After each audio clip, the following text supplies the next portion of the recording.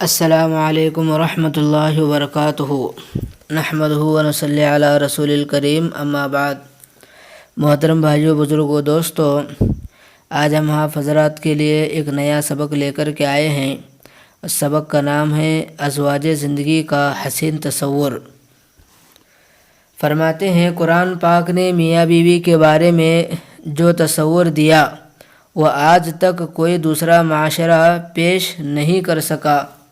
قرآن پاک نے میاں بیوی کے بارے میں کہا ہے، ہن لباس لکم وانتم لباس لہن، وہ تمہارا لباس ہیں اور تم ان کا لباس ہو۔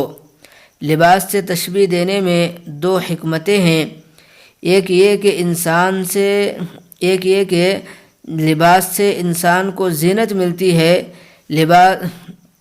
لباس سے اس کے عیوب چھپتے ہیں، اور دوسری بات یہ ہے کہ انسان کے جسم کے سب سے زیادہ قریب اس کا لباس ہوتا ہے۔ تو بیوی کو خاوند کے لیے لباس کہا اور خاوند کو بیوی کے لیے لباس کہا کہ اب تم دونوں ایک دوسرے کے اتنا قریب ہو جتنا قریب لباس ہوا کرتا ہے۔ اب بتائیے، قرب کا اس سے بہتر تصور کوئی دوسرا پیش کر سکتا ہے؟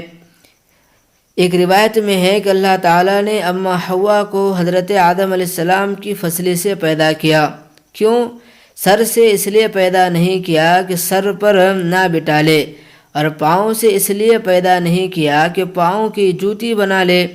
فصلی سے اس لیے پیدا کیا کہ زندگی کا ساتھی سمجھتے ہوئے اپنے دل کے قریب رکھے۔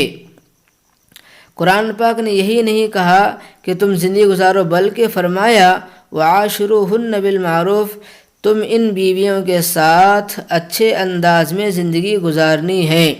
یعنی جو ہے قرآن پاک نے فرمایا کہ تم ان بیویوں کے ساتھ اچھے انداز میں زندگی گزارو۔ مفسرین فرماتے ہیں کہ بیویوں پر اللہ کی بڑی رحمت ہے کہ اللہ تعالیٰ نے ان کی طرف سے مردوں کو سفارش کر دی۔ کہا، اے خاوندو، تمہارے لیے اس سے بڑھ کر اور کیا بات ہو سکتی ہے کہ تمہاری بیویوں کے لیے تمہارا پروردگار سفارش کر رہا ہے۔ آج تم اس کی سفارش کا خیال رکھو گے تو کل وہ قیامت کے دن تمہاری بخشش کرے گا۔ بس اللہ سے دعا ہے کہ اللہ تعالیٰ جو ہے مجھے اور آپ کو ان باتوں پر عمل کی توفیق عطا فرمائے۔